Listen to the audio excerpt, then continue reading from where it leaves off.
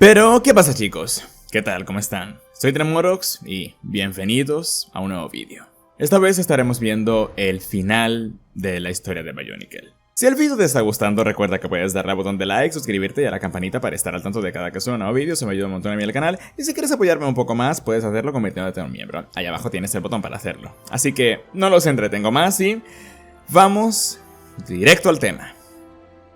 En capítulos anteriores, Mata Nui, el Gran Espíritu, fue desterrado del universo Matoran dentro de la Máscara de la Vida al planeta guerrero de Bara Magna. Se hizo amigo de los locales, los Glatorian y Agori. Los ayudó a repeler la invasión de unos guerreros del norte, los Skrull. Y descubrió que este planeta fue el hogar de sus creadores, los grandes seres, y que había una versión de su antiguo cuerpo en este planeta. Estaba muy cerca de hallar la forma de regresar a su universo. Por ello se embarcó en un viaje al norte del planeta, a los dominios de los Lords Elementales, en búsqueda de sus creadores. Y mientras que el Gran Espíritu lucharía sus propias batallas, de vuelta en el universo Matoran, los Toa y Matoran no lo han tenido nada fácil en el reino de sombras del Makuta. Así que, ¿por qué no damos un vistazo a qué tanto ha cambiado el universo en la ausencia del Gran Espíritu? Primero que nada, en algún lugar del espacio entre realidades, Vision vagaba entre dimensiones. Cuando la protodermis energizada lo atrapó, este se fusionó con la máscara. Ahora adoptó su poder. Vio múltiples realidades, incluso una donde el Gran Espíritu cumplía su misión. Escapó muy poco de ese lugar, en medio de un choque entre Teridax y Miserix, dirigiendo ejércitos que no reconocía, pero no por su propia mano. Por un momento todo se congeló. Pensó que la OMAC se había roto, pero una voz lo llamó en su mente. Su nombre no era importante, pero los habitantes de su Spherus Magna lo llamarían uno de los grandes seres. Hace mucho cometió el error de tocar la máscara de la vida, y ésta lo maldijo con dar vida a todo a su alrededor. Por eso sus hermanos lo habían encerrado. Ambos eran prisioneros de cierta forma, y le ofrecía un trato que los ayudaría mutuamente. De vuelta a nuestro universo, en Karzani. Desde que Makuta tomó el poder, los Toa Nuva optaron por separarse. Juntos eran un blanco fácil. Tajo encendió una fogata. Junto a él estaban Kopik, Guardián, Lariska y Kraka. Venían a recoger un cargamento de armas de la Orden al sur de ahí. El cazador oscuro protesta. Esto no tenía sentido. ¿Armas? ¿Qué harían? ¿Dispararle al cielo? ¿Cómo lucharían contra Makuta? Kopik se acercó a Tahu. Era cierto, ¿no sería mejor, no sé, escapar de este universo? Tahu les dice que no. Teridax no era invencible. El poder que ahora blandía era inestable y no pensaba darles tiempo a acostumbrarse. Volverían a Metro Nui y harían un bohatu. Entrar, destruir todo y salir antes de la explosión. Guardian se levanta. No soportaba su optimismo ciego. De repente unos grilletes de roca lo retienen. Un pozo se abre debajo de él y la tierra lo aplasta. Esto era obra de Makuta. Dos Exotoa se aparecen desde un risco. Hablaban con la voz del Señor Oscuro. Les ordenaba regresar a Metro Nui o enfrentar las consecuencias. En ese momento el suelo se vuelve a abrir. El derrumbe se lleva a los Exotoa. Y una vez que el polvo se asienta, Toa Onua aparece. Se suponía que debía interceptar el cargamento, pero un grupo de Rakshi llegó antes. Estaban en problemas. Habían más de los que esperaba. Pero el Toa de Tierra compara esto con los Onumatoran. Pasaban la mayor parte de sus vidas en la oscuridad y la primera vez que veían la luz del sol se cegaban momentáneamente. Lo mismo ha de estar ocurriendo con Teridax. El poder del universo lo abrumaba. Por eso necesitaba de los Rakshi y Exotoa para hacer de sus brazos y oídos. La Orden hizo lo que pudo para erradicar cada piscina de protodermis energizada, desde donde los Rakshi podían ser fabricados, pero nunca se encargaron de su estanque en Daxia. Ese fue el primer lugar que Makuta tomó, y sería su próximo objetivo. Mientras tanto, Liyue había sido enviado a Artaka. Debía convencer a su creador de intervenir en sus esfuerzos, pero ya era muy tarde. La isla estaba siendo asediada por Rakshi y Exotoa. Antes de entrar, la voz del forjador le dijo que diera la vuelta. Ya no tenía caso. Pero si realmente buscaba ayuda, había una isla al sur. De repente fue teletransportado cerca de la boca de una cueva. Liyue tenía un terrible presentimiento. y una voz repugnante y antigua lo llama. Ese era Tren Crom.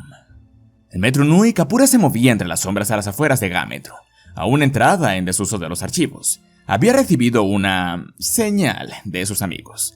Esta sección había sido cerrada hace mucho, por lo que no había Rakshi cubriendo la entrada. Levantó una vieja escotilla y descendió sin ser visto. La cámara era húmeda y estancada. Ahí estaba Maku. Tenía una pierna coja por huir de un Exotoa. Esperarían a Hafu. Desde la toma de Teridax, los Pomatoran fueron forzados día y noche a crear estatuas de la Máscara de las Sombras, órdenes de Turaga Ankmo. Él no era un Turaga, pero ya saben, era aliado de Teridax. Su compañero aparece y los lleva al interior de los archivos, en una cámara de contención. Había una toa de agua herida. No era Gaaki o nadie que reconocieran. Maku le dice que su nombre era Tuyet, y que estaba aquí para ayudar. Ambos Matoran juraban haber oído ese nombre antes, algo de las historias de Turaga Vakama. No se veía nada bien. La Toa les pregunta dónde estaba su equipo, Toalikan, Toanidiki. Le dicen que Makuta los asesinó hace mucho. Estaban felices de verla, pero una Toa no haría la diferencia. A no ser que, claro, tuviera un arma capaz de fumigar a Metro Nui de Rakshi. Tuyet se puso de pie y tomó algo de su bolsa. Un cristal del tamaño de su puño con un ominoso brillo escarlata. De hecho, digamos que ella tenía algo similar. Makuta era el gran espíritu. Lo sabía todo acerca de todo lo vivo en el universo, ¿no es así? Entonces, era la aliada perfecta. Pues Tuyet había estado muerta durante 2000 años. Afuera del universo, Teridax observaba el infinito océano desde su cuerpo de 12.000 kilómetros de altura. A su alrededor solo había agua. Era algo soso. ¿Por qué conformarse con dominar su universo, cuando podía hacerlo con otros mundos? Debía encargarse de la rebelión en su interior primero, claro. Pero que antes quería encargarse de Mata Nui, en donde sea que esté. Luego, seguiría a la Estrella Roja en su conquista planetaria. Ahí detecta una nueva presencia en su interior. ¿Alguien de su especie? Esto era imposible. Se encargó de toda la hermandad. Debía ser algo más. Sí. Alguien de otra dimensión. Debía darle la bienvenida. Por cierto, sí, soy consciente de que 12.000 kilómetros de altura es el diámetro de la Tierra. Tendría más sentido que midiéramos el universo Matoran en base a la longitud de Mata Nui, que aún así sigue siendo mucho porque son 800 kilómetros. Es más grande que la base Starkiller. Pero bueno, volviendo al tema. Mazika y el Makuta de la Unión aparecieron en Continente Sur, en un bosque espeso. Sabía que la región estaba repleta de guardianes. La vegetación de aquí atrapaba a intrusos y los arrastraba bajo tierra, pero este Teridax ya conocía la flora, e invoca una sombra marchitante que se extiende por el valle, matando a toda amenaza a su paso. Mazika le pregunta cómo hizo eso, ¿no que no había oscuridad en su ser? Este le devuelve una sonrisa amable. No podía controlar las sombras, pero podía absorber luz. ¿Y qué era la oscuridad? Sino la ausencia de luz. El Metro Nui, Tuyet no podía creer su suerte. De todos los seres del universo se topa con 3 Matoran que no conocían de su pasado, pero sus temores se habían hecho realidad. Este trozo de aquí se cuenta un poco mejor en la historia de las muchas muertes de Toa Tuyet. Es un flashback de qué fue el incidente que llevó a su destierro y al de Nidiki. Ella sospechaba del plan de Teridax desde hace un tiempo. Intuía que alguien más movía los hilos en la ciudad de las leyendas. Por eso se hizo con el control de la Piedra Nui y mató a unos cuantos Matoran para inculpar a los cazadores oscuros que ya estaban asediando la ciudad. De haber triunfado, ya vimos lo que ocurrió. El universo del Imperio Toa. Pero, en nuestra línea de tiempo, ella fue detenida por Toalikan. La Piedra Nui fue fragmentada y ella encarcelada. Pero ese día, en su celda, un ser monstruoso la visitó. Era Boutar. Y le dijo lo que ella sabía. La Piedra Nui se había fusionado a ella. Tenía trozos de la gema incrustada en su armadura. El objeto drenaba poder de otros Toa a su alrededor, y ninguna cárcel podía detenerla. Por ello, formaría parte de una coartada. La Orden quería replicar la piedra. Por lo tanto, sería llevada a una dimensión de bolsillo, en la cual no habría ningún Toa de los que drenar energía, y sería reemplazada por otra Tuyet, con fragmentos sin poder en su interior. Fue esa la Tuyet llevada a la gruta. y durante 1500 años trataron de descubrir el secreto de la piedra, aunque sin mucho éxito, hasta que Tuyet logró convencer a uno de sus guardias de unirse a su causa. Después de todo, la orden odiaba a los cazadores y a Makuta al igual que ella, y lo ayudó a fingir su muerte en una explosión. Finalmente, y tras mucho tiempo, se las arregló para regresar a su dimensión. Y no tenían claro qué estaba haciendo la orden, pero sí sabía que podía dirigir una rebelión contra Teridax. Y no iba a dejar que este universo sea tomado por alguien débil como Mata Nui. Nah, necesitaba a alguien fuerte. Alguien con las agallas para exterminar a sus rivales. Alguien como ella, claro. Mientras tanto, en la isla de Trencrom, la voz le volvió a hablar a Liyue telepáticamente. No podía ver el cuerpo de la criatura, pero su voz era pesada. Sabía a lo que había venido. Tenía conocimiento que podría ser de ayuda, pero desde aquí no podría hacer nada. Los grandes seres lo fusionaron a esta isla. Pero tenía una idea. Liyue accede. Sus amigos habían pasado por mucho estos últimos meses. Sea lo que sea, estaba dispuesto a darlo. Ahí, un tentáculo tomó al Toba. Sintió como su cuerpo era abierto en dos y, de repente, estaba viéndose a sí mismo desde las sombras. Trencrom había cambiado su cuerpo con él.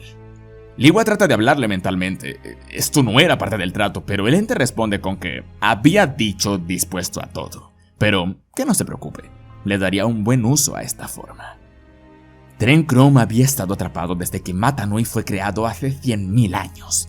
Debería odiar este lugar, buscar venganza y reclamar el universo para sí, pero no tenía sentido. Había tenido tanto tiempo para pensarlo y destruir la creación de los grandes seres no lo beneficiaría en nada. Además, él ayudó a crear este universo. Desafortunadamente, no tenía los poderes del Toba de aire, mas sabía quién fue enviado por alguien, y sabía exactamente quién fue ese alguien. Llamó al nombre de Artaka, y este respondió. Estaba algo disgustado por el método usado por Trencrom, pero a ver, si recurrió a él, ya había asumido que haría algo como esto. El ente sabía cómo alcanzar la mente del Gran Espíritu, pero Artaka le recuerda que, una vez que todo esto se acabe, que ni se le ocurra robar otro cuerpo. Y así lo teletransporta a Metru Nui. Estaba en un túnel junto a un montón de piezas viejas. Sabía que era Onu Metru, y sintió a dos personas acercándose. Se preparó para lo peor, pero en su lugar ve a dos Matoran y a una Toa de agua. Eran Hafu, Kapura y Tuyet. Los Matoran estaban aliviados de ver a Toa Liyue, pero él puso su atención en la Toa. Ya conocía su nombre. Usó su telepatía para explorar su mente y no se fiaba de sus intenciones. Y Tuyet se percató de lo extraño de este Toa Nuba, aunque mantendría la coartada, de momento. El ente Lovecraftiano disfrazado les dice que tenía un plan. Debían ir al Coliseo. Tenía un mensaje para Mata Nui. Partieron al caer la noche, sin Maku esta vez. En el camino ven a Pux y Bubonga. Les dicen a los Toa que han estado así desde que Teridax tomó el control. Trencrom notó al instante que estaban en una ilusión y usó una fracción de su poder mental para romper el trance, resonando con el resto de Toa Haga. Con eso bastaría, ellos sabrían qué hacer aquí en la superficie. Mientras tanto, debajo del Coliseo, Helrix había tomado una decisión. Makuta trataba de ganar control de su cuerpo. Una vez hecho eso, lo usaría para conquistar otros mundos. Debía detenerlo, pero atrapada en este lugar sería imposible. No tenía otra opción. Usaría un Nova Blast. Desde una posición tan vital podría causar daño suficiente para matar a Teridax. El problema es que todo el universo moriría, y el mar infinito ahí afuera no tenía masas de tierra. Pero era un precio justo.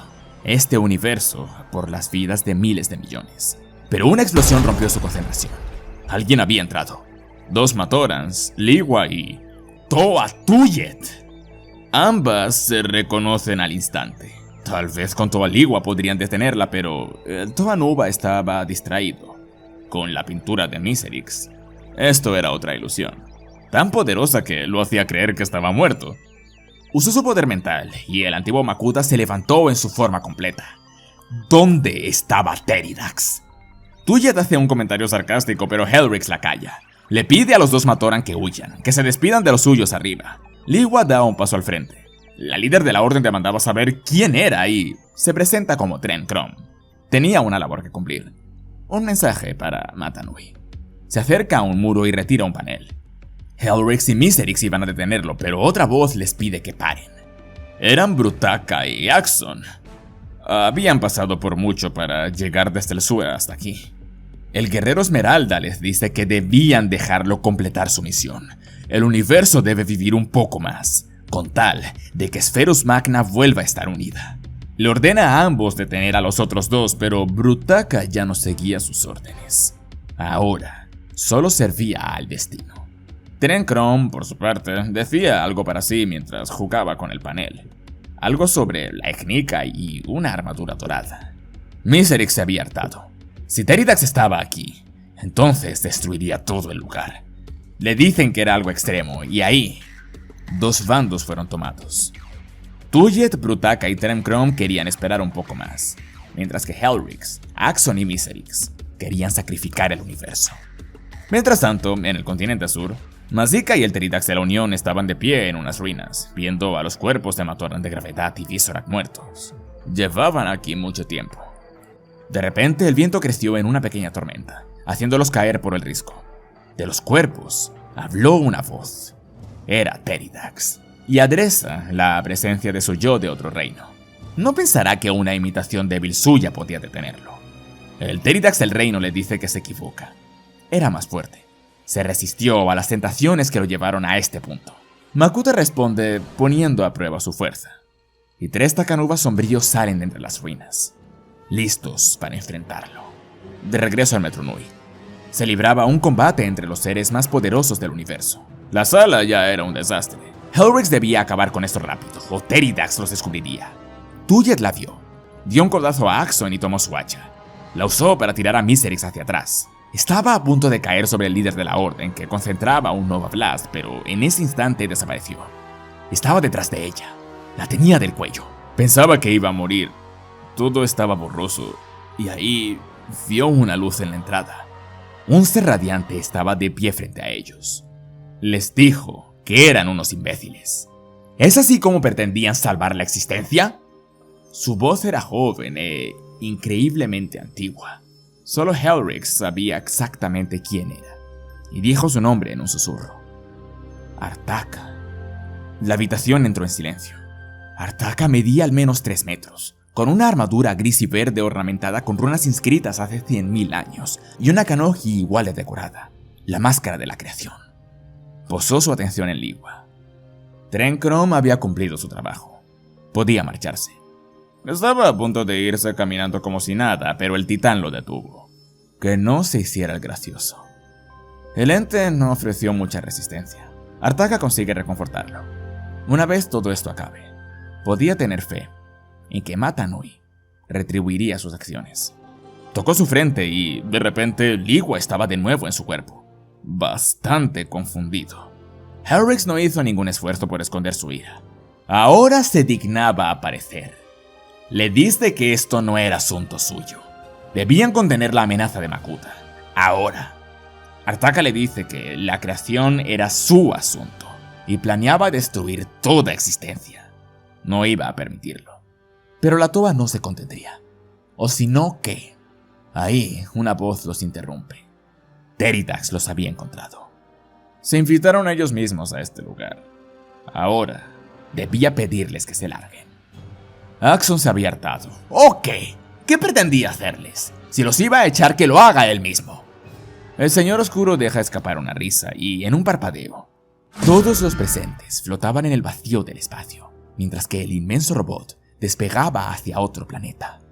Solo Miserix no se ahogaba por su cuerpo de antidermis. El Toa de aire reaccionó a tiempo, creando una burbuja a su alrededor.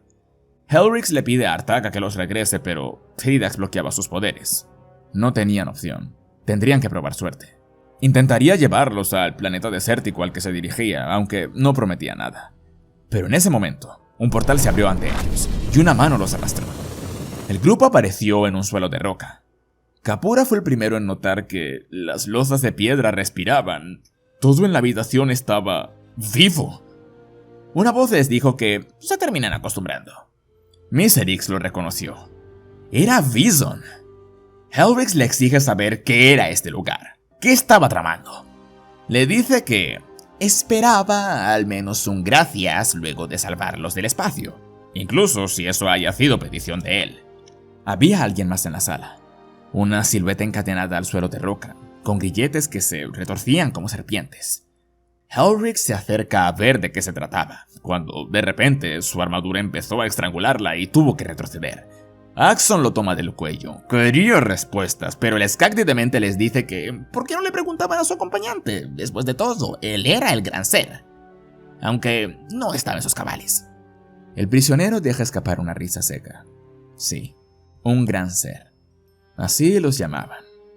Aunque Angons solía decir que ese nombre fue lo peor que llegó a pasarles, puesto a que se convencieron de que era un título acertado. Él, por su parte, estaba orgulloso de ver lo lejos que habían llegado sus creaciones. Matoran y Toa, el mismo Artaka y la primera Toa. Y también estaba aliviado de que venían a liberarlo. Liwa, distraído, ve a través de una ventana. Afuera solo habían kilómetros y kilómetros de bosque en cualquier dirección. Y el gran ser les revela que, en efecto, estaban en Bota Magna. De vuelta en el universo, Prydac sintió un temblor. Había cerrado el trato con el sombrío de usar el virus de la hermandad para sabotear el cuerpo de Makuta, pero no ocurrió nada. Teridac seguía en control. Esto era lo que se ganaba por confiar en otros. Los Barraki estaban listos, habían reunido a sus ejércitos. La Liga de los 6 Reinos, o bueno, de los 4 reinos, estaba unida una vez más. Sus guerreros estaban impacientes. No podía esperar más. Marcharían, irían con él o sin él. Atacarían las puertas de Metru Nui. Tenía una cuenta que saldar con Makuta.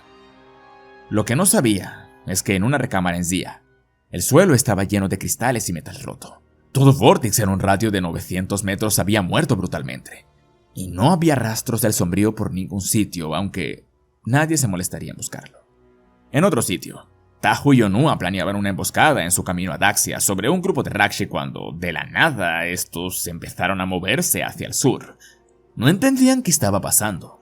Un agente de la Orden les informa que todos los Rakshi hacían lo mismo. Los Toa no entendían. ¿Al sur? No había nada ahí. Solo un montón de islas desperdigadas. En las últimas semanas fueron puestos al tanto de la naturaleza de su universo, que eran un robot gigante, y se preguntaban ¿qué planeaba Teridax? Tenían que seguirlos. Onuma sugiere que puede ser una trampa, pero no. De querer los muertos pudo haberlo hecho ese mismo día en el Coliseo. Y si estaba juntando a todos los Rakshi en un mismo sitio, tendrían una oportunidad de incinerarlos de un golpe. Mientras tanto, en la isla de Zakas, el señor de la guerra Nectan veía cómo su tierra era asediada por los monstruos. Cuando Makuta tomó el control, le ofreció un puesto en sus filas. Muchos Skagdi se rehusaron y lo tacharon de traidor, pero ya se encargó de los disidentes. Ordenaba ir al sur, bajo promesa de un nuevo mundo por conquistar. Ahora, de vuelta con Mata Nui, en el planeta de Bara Magna. Como ya les había dicho, esta parte de la historia se supone seguiría a Mata Nui al norte del planeta, al territorio de los señores elementales, en su búsqueda del Valle del Laberinto. Aquí se enfrentaría muy probablemente a Baterra y a las hermanas Skrull. Supuestamente iba a desafiar cara a cara a la Lorde Elemental de Arena, pero el caso. En los cómics llegamos al final del laberinto, donde encuentra una fortaleza sin entradas. Aquí una voz le hace 3 preguntas. ¿Qué buscaba? ¿Cuál era su carga? ¿Y qué le daba vida? Mata Nui responde con que buscaba el poder de los grandes seres para salvar a su gente, pero la voz volvió a hacer la misma pregunta una vez más. Mata Nui volvió a responder, pero era incorrecto. Entendió que esto era un seguro. Los grandes seres no dejarían a ningún extraño aquí. Entonces la respuesta vino a él. Buscaba unidad. Su carga era el deber. Y lo que lo movía era el destino. Finalmente una puerta se abre, revelando un sótano inmenso con un pozo pequeño de lava en el centro. Ahí estaba colgando Tartak. Había llegado mucho antes que él. Tras liberarlo le dice que todo el lugar era una trampa. Salen del recinto y ven cómo se convierte en un volcán. El Agori estaba asustado, pero Mata Nui reconocía el diseño de los grandes seres. Esto era artificial. Cargó a la pequeña montaña y picó la roca. Esta cedió fácilmente. Adentro estaba lleno de tuberías y válvulas que dirigían la presión de lava. También encontró los planos del robot Gran Espíritu. Perfecto. Más rastros de los grandes seres. Y al pasar su mano por un panel, una ráfaga de información inunda su mente, develando así la verdad de su creación y del pasado de este planeta.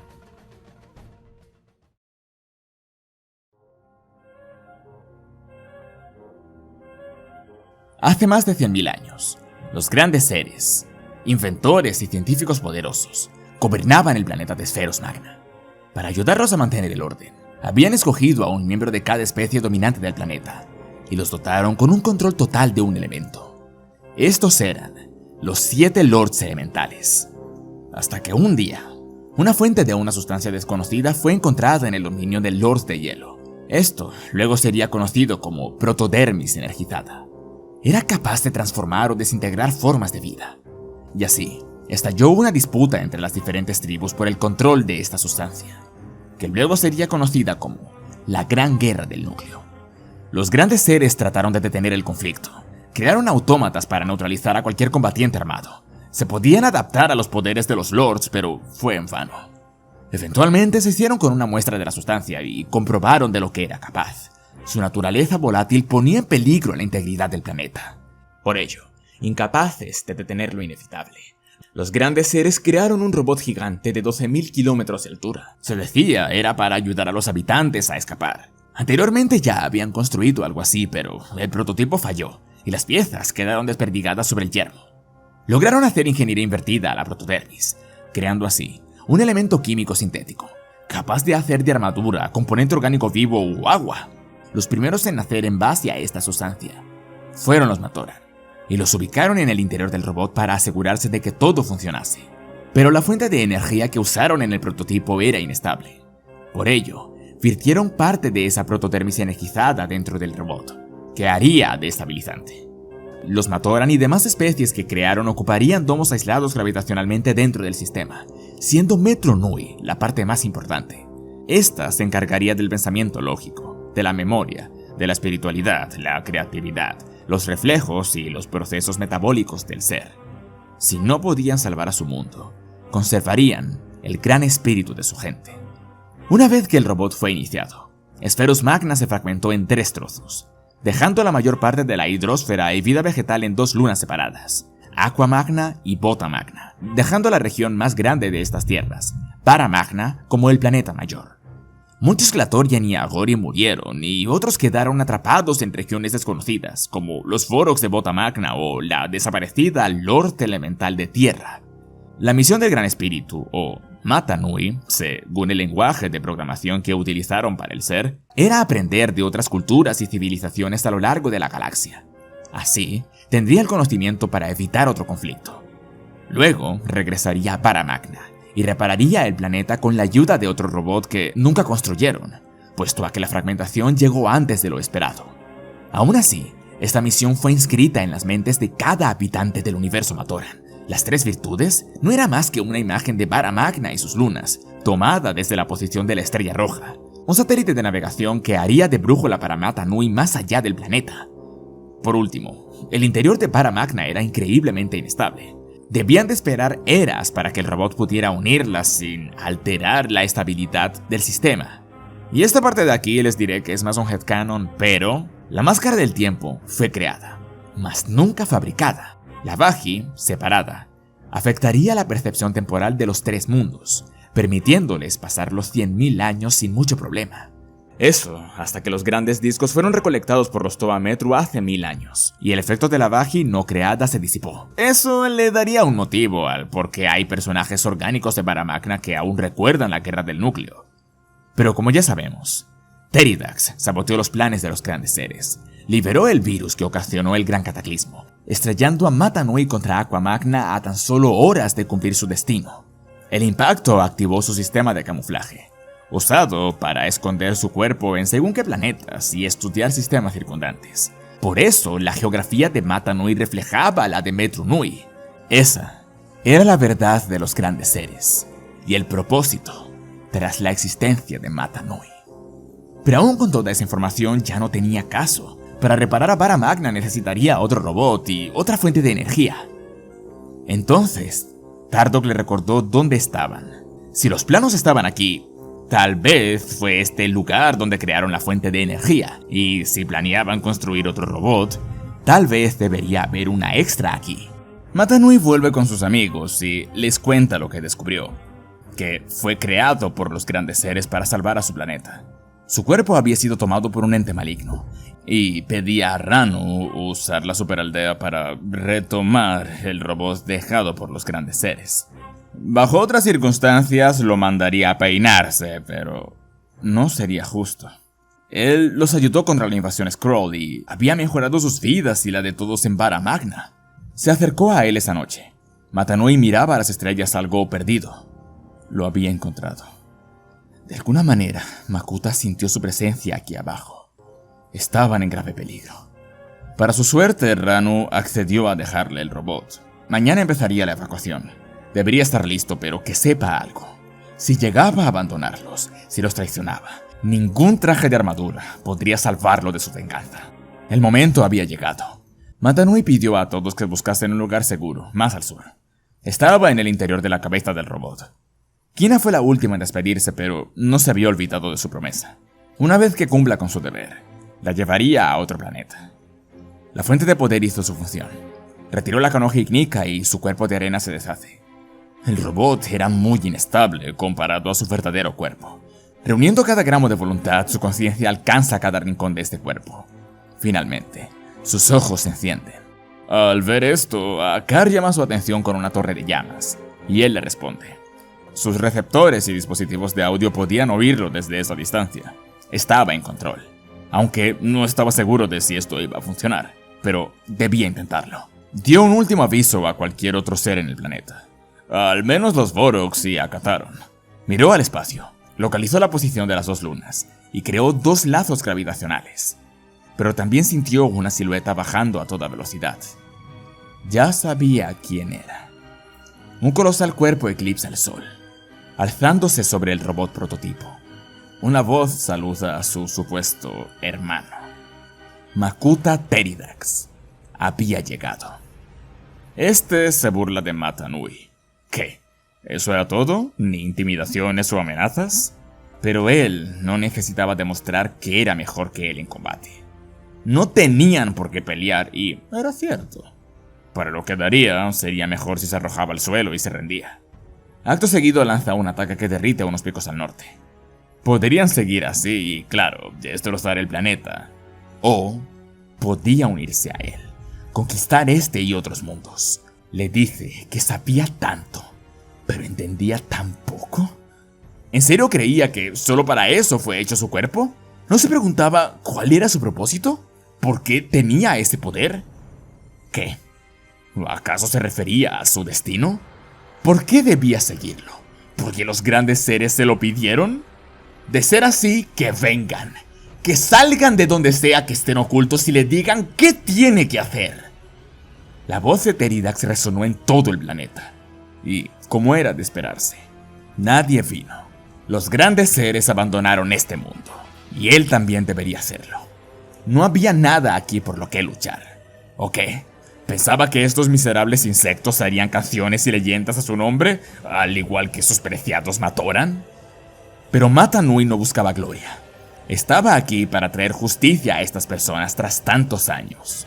Oh, sí, claro. ¿Se refería a estas personas? Los sensores de Makuta detectaron a los Agori y Glatorian escondidos en una montaña muy al sur.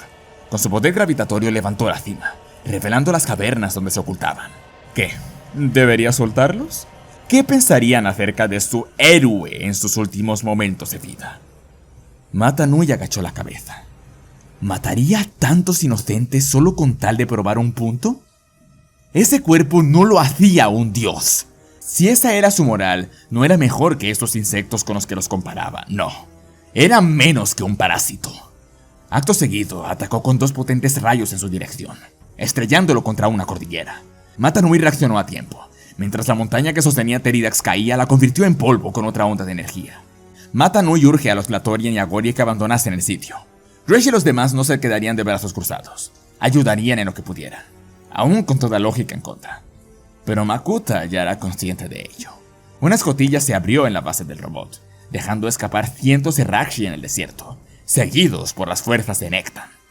Esto hace a algunos Glatorian retroceder. Gresh ve a dos seres salir. Eran Tahu y Takanuba. Su primera reacción fue echarlos con una ráfaga, pero claramente podían hablar y estaban en contra de Makuta. El malentendido se resuelve rápido. Gresh les dice que quería ir adentro, hacer daño a su enemigo, pero no tendría caso. Sería mejor si los ayudaba a combatir aquí afuera. Ahí Tahu dejó de responder por un momento. Estaba en trance. No muy lejos de ahí, Stronius veía el combate desde un risco. Los Skrulls se habían desbandado desde que Mata Nui acabó con Tuma. Buscaba venganza. Y esta nueva amenaza era una excusa perfecta para atacarlos. El Toad de Fuego estaba en una visión de Legnica. Esto era lo que Tren Chrome vio. Estaba en Taoahi y la máscara de la vida le aseguraba que necesitaba regresar a su forma verdadera. Al despertar del trance se horrorizó al ver que su máscara y poderes elementales se habían debilitado. Ya no era un Toanuba. Un haz de luz bajó desde el robot Mata Nui, materializando una armadura dorada frente a ellos. Pero Makuta respondió enviando una onda a Mata Nui, repartiendo la armadura por el desierto. Esto de aquí son los últimos sets jamás lanzados de Bionicle en 2010. Por aquí fue donde básicamente cancelaron la línea. Esto se lo podemos atribuir a varios factores, entre la crisis financiera de 2008, las bajas ventas de los sets, que tal vez fueron un poquito de presupuesto con los vehículos de 2009, en serio, el Scorpio es un puto Metal Gear. También fue por esta época en que la nueva generación de consolas y las NDS pegaron como camión sin frenos. Así que el interés de los niños ya no estaba en putos Legos, sino en consolas, ya saben. Pero hey, al menos Lego pudo despedir la línea con unos cuantos sets homenaje, cosa que tengo que remarcar no suele ocurrir. Esto obviamente ahorrando costos por todos lados. Tenemos a dos Glatorians del año anterior, Gresh Skrull, un homenaje a Toa Tahu de 2001 y Takanuba de 2003, un Piraka que se supone que representa a Nectan y un Rakshi en miniatura, que supuestamente es uno de visión de calor. Estos venían con una pieza de armadura dorada para tunear a Tahu y así, esto para tratar de incentivar a que se coleccionen, ya saben. Como ya imaginarán, los tres sets de los malos se encuentran una pieza de la armadura y ambos Toa y Gresh debían buscarlos mientras que dos robots del tamaño de Eurasia se partían a golpes. Aunque como ya les dije, no deberían ser del tamaño de Eurasia, deberían ser del ancho de México, y aún si lo comparamos con el ancho de México es demasiado. Mata Nui trata de hacer algo de daño a Makuta, pero estaba en clara desventaja. Y si usaba mucha fuerza, podía hacerle daño a los habitantes de su universo. Makuta lo amenaza. No sabía qué fue esa luz, pero no conseguiría nada. Sabía que habían Toa ahí abajo. Pohatu y Gali acabaron con un par de legiones de Rakshi. Debía devolverles el favor.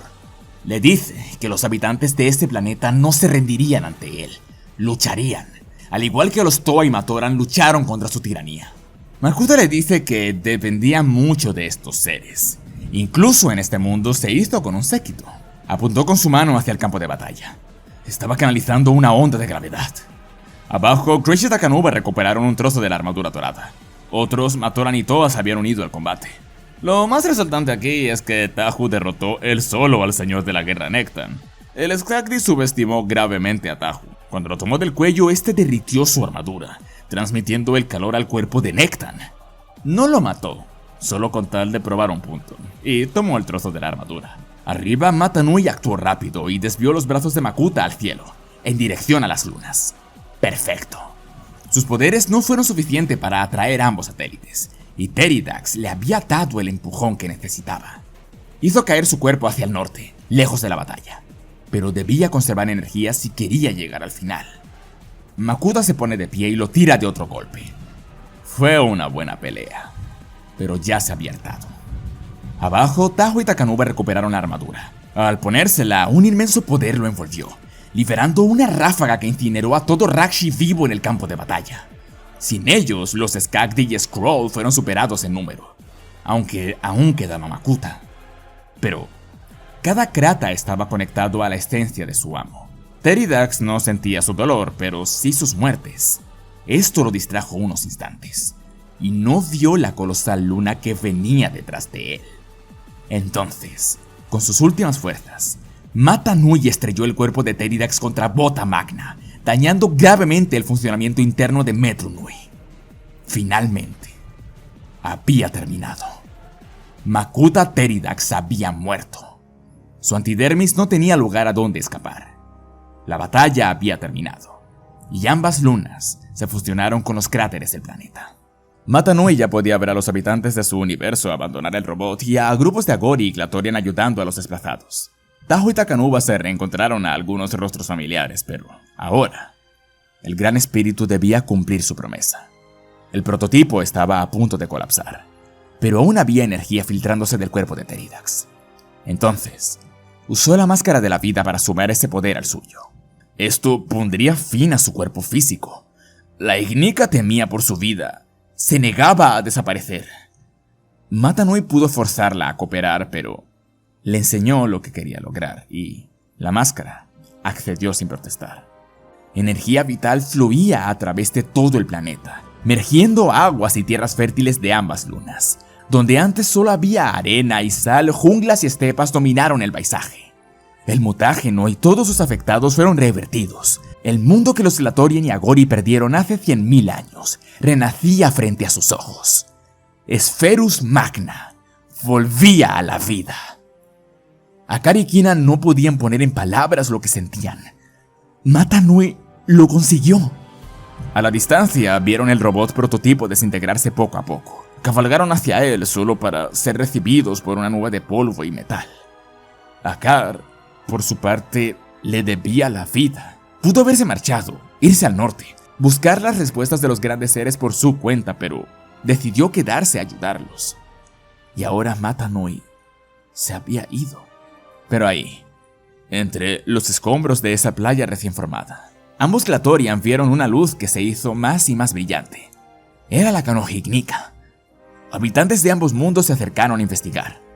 Un Toa les dijo que era peligroso, pero Akar no lo sentía. Tomó la máscara de la vida en sus manos. Esta empezó a flotar, y una voz le habló a los presentes.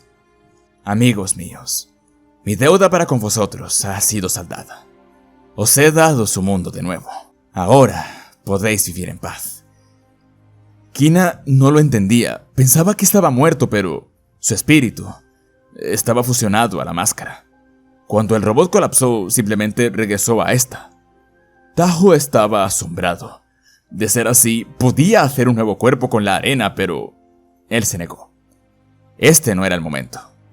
Tenían nuevas vidas que construir, destinos que buscar. Debían de hallar su propio camino, sin su presencia haciéndoles sombra. Takanuba le dice que todo por lo que lucharon fue para traerlo de vuelta a ellos, para salvar al Gran Espíritu, y era cierto. Pero gracias a sus esfuerzos, habían aprendido, crecido como personas. Ya no necesitaban de ningún Gran Espíritu. No podía predecir el futuro, pero había algo que quería pedirles. Los grandes seres desaparecieron hace 100.000 años, atormentados por la culpa de su fracaso. Quería que los encontrasen, decirles que Spherus Magna estaba entera otra vez, convencerlos de compartir sus dones. Había aprendido el valor de tener a aliados y a amigos antes que sirvientes y soldados. Tal vez ellos podrían aprender lo mismo. Su hora había llegado. Todo viaje debía llegar a su fin. Mas este no era más que un comienzo, esperando a nacer. Habrían nuevos desafíos, pero sabía que podrían superarlos. Que la unidad, el deber y el destino sean sus guías. Sean bondadosos, sean fuertes, cuiden de este mundo y del uno al otro. Este era el adiós. La luz de la Ignika se esfumó, pero sabían que su conciencia aún estaba ahí. Kina tomó la máscara entre sus brazos. Sabía que esto terminaría algún día, pero no esperaba que fuera tan pronto. Akar le dice que, aunque hubiera durado más, de todas formas hubiera sido muy pronto. Solo esperaba que nadie de los presentes del otro universo se arrepintiera de esto. Tahu le dice que no había problema. El Gran Espíritu, Mata Nui, tenía razón. Debían honrarlo, a él y a todos los que lucharon por este momento. La Glatorian le dio la máscara al Toa. Tahu recordó todo lo que pasó. Sus victorias, sus derrotas, revelaciones sobre el mundo, a sus hermanos y a los nobles Matoran por los que tanto lucharon. Aquellos que los admiraban y que juraron proteger, pues eran ellos quienes contaban las historias del pasado y vivirían para contar estas historias en el futuro. Era cierto, Había nuevos peligros en este mundo, pero los enfrentarían como siempre lo habían hecho. Y así, a orillas de una playa dorada, Tahu levantó la canoa ignica e hizo un último llamado a los presentes, pues era hora de partir hacia un nuevo futuro. Ok, pero de seguro se preguntan qué ocurrió en los últimos instantes del universo. El Teridax de la Unión y Mazika lucharon contra los Takanovas sombríos. Makuta no estaba atado a ningún código Toa, y un par de golpes certeros con su martillo quebraron a los Toa corruptos, y Mazika distrajo al otro lo suficiente para que su compañero lo rematase. En ese momento sintió un temblor enorme y usó su teletransportación para sacarlos de peligro. Al parecer, su Teridax había caído. En Metru Nui, la antigua compañía de Takuba ayudaba a otros Toa en los archivos. Había un hoyo colosal en el cielo, revelando el azul más profundo que jamás habían visto. Afuera del robot, Kopaka simplemente guardó su arma.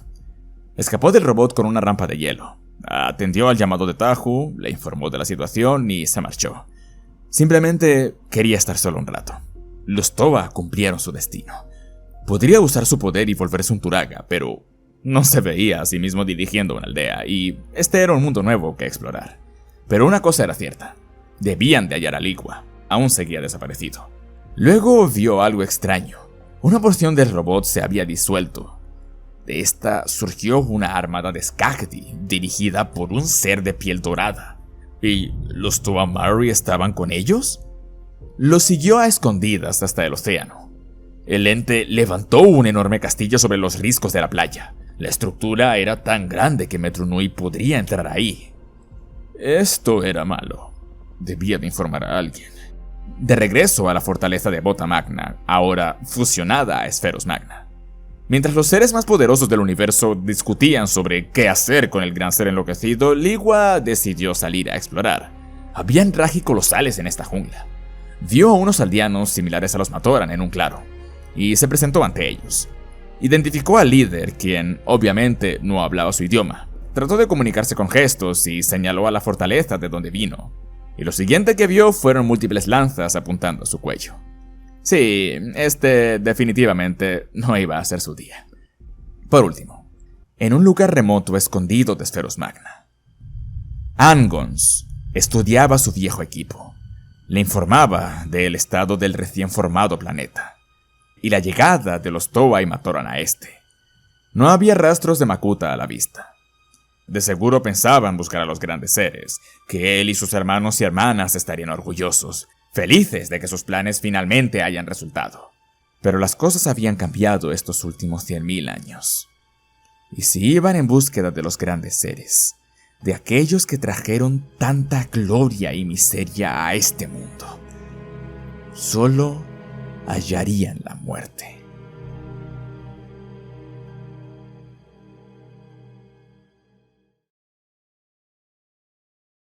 Y pues nada chicos, aquí termina nuestro viaje. Sé lo que piensan, ¿eso es todo? ¿Qué hay de, no sé, el gran ser demente, Helrix y los demás? ¿Qué ocurrió con los lords elementales? ¿Qué ocurrió con el sombrío y los Baraki? ¿El castillo que encontró Kopaka? ¿Qué es la estrella roja? ¿Los grandes seres? ¿Sangons? Realmente sí tenemos una ligera idea de lo que ocurre. Greg Farshtey escribió una serial web y media antes de que Lego lo hiciera trabajar en otros proyectos. Esos serían la búsqueda del ayer y los poderes que son. La búsqueda del ayer seguiría a Gelu y otros 3 Toa, una Toa de rayo, un Toa de hierro y el primer y único Toa psiónico masculino, en búsqueda de, los grandes seres. En lo que se contó de la serial se topan con Kabrua, el líder de los Voroks no salvajes de la antigua Bota Magna. La fortaleza del gran ser demente es atacada por una explosión que casi mata a sus ocupantes con ella. Por fortuna salen con vida, pero lo que tenemos que saber es que todo esto fue planeado por un gran ser encubierto. Ese era Velika. ¿Recuerdan a aquel Pomatoran que hablaba con acertijos de la saga de Boyanui? Pues resulta que ese Pomatoran era un gran ser que se coló dentro del universo durante la formación de este. Alteró algunas cosas de la programación interna del robot, dándoles un poco más de libre pensamiento a algunas especies del universo. Tenía una agenda oscura y grandes planes. Básicamente tenía en la lista negra a todos los personajes más poderosos de este universo. En los poderes que son, si no me equivoco, también vemos a Pohato y Kopaka, que fueron enviados a explorar el norte. Ahí un llamado mental los atrae a un sitio, donde encuentran vísceras y sangre desperdigadas. Esos eran los restos de Tren Chrome. También se aparece un mutante. Este se presenta como Gardus y les dice que algo extraño estaba ocurriendo en la Estrella Roja, y ambos son teletransportados por él al lugar. Resulta que la Estrella Roja era una estación espacial. Se suponía que si alguien moría dentro del universo Matoran, su cuerpo, si no estaba muy dañado, era llevado a la Estrella Roja. Era reparado por unas criaturas llamados Kestora y enviados de vuelta al universo. Pero sus sistemas habían fallado, así que se llenó de zombies, por decirlo así. Luego quedaría lo de Kopaka y ese ser dorado que dirigía a los Skagdi. Eso es una parte del Reino de Sombras que decidí omitir. Los Toamari fueron enviados a una misión en Zakas, donde descubrieron que los Skagdi estaban haciendo una especie de ritual con un pozo de protodermis energizada. Arrojaron a los 5 piracas restantes, además de un Esteltiano, un Vortex y un Zyglok, y surgió ese ser. Atrapó a los Toamari en un trance, y luego ocurre lo que vio Kopaka. Esto se juntaría con otra historia llamada Cuento de Samath, donde Samath y Teluris, los últimos 2 sobrevivientes de la tribu de hierro, con el mundo ahora restaurado trataron de descubrir qué fue lo que mató a su tribu, que fue la plaga del sueño, y por suerte Metus, convertido en serpiente, les cuenta de que ha estado sufriendo de los mismos síntomas que la tribu de hierro, no podía soñar. Resulta que la responsable detrás de esto era Anona, una entidad lovecraftiana que los grandes seres lograron derrotar hace mucho tiempo, torturándola y haciendo que huya de ellos. Esta se alimentaba de los sueños de las personas, y al hacerlo también se llevaba su habilidad de dormir. Esta se había reunido con las hermanas de los Skrull. ¿Recuerdan cuando les dije que obtuvieron sus poderes por evolución cósmica? Bueno, fue Anona la que le dio sus poderes, no Angons. Esta escapa a la superficie y la primera cosa con la que se encuentra es la fortaleza del ser dorado. En pocas palabras, Teluris muere en el combate y logran papearse a Anona encerrándola en una dimensión de bolsillo repleta de seres idénticos a ella. Esto gracias al rango de poderes del ser de piel dorada. Se terminarían canibalizando los unos a los otros en alrededor de un año. Y bueno, eso resolvería lo del ser de piel dorada, pero claro, aún queda el tema de los Barraki, lo de los grandes seres y lo de que Angons no quería que encontraran a sus hermanos, porque los grandes seres crearon un último seguro. Si el universo Matoran no podía ser apagado por la Canohignica, con la inteligencia artificial defectuosa, los grandes seres crearon un último salvamiento. Un autómata diseñado para matar Toba, ya que, obviamente, los poderes elementales de los Toba eran la mayor amenaza para los grandes seres. Ya vimos lo que hizo Tuyet. Este ser tenía de nombre Marendar, que significa salvación en Agori antiguo. Pero fuera de eso, no sabemos nada más. De manera oficial, esto es todo lo que hay de Bionicle. Y qué decirles, más que muchísimas gracias por haber estado ahí, por haberme acompañado en esa travesía. Les juro que mientras hacía este vídeo tenía planeado una lista de cosas que quería decir, todo emotivo para cuando lleguemos a este punto, pero soy horrible con las palabras, ¿vale? Si el vídeo te gustó, te agradecería que le dieras al botón de like, que lo compartieras con tus amigos. Eso me ayuda un montón a mí y al canal. Y si quieres apoyarme un poco más, puedes hacerlo convirtiéndote en un miembro. Ahí abajo tienes el botón como hacer para hacerlo. Abajo en la descripción les dejo el Discord y el Twitter por si se quieren pasar o lo que sea en el Discord, claro. Y lo dicho, muchas gracias por venir y sin nada más que añadir, Tremaro se despide. ¡Hasta luego!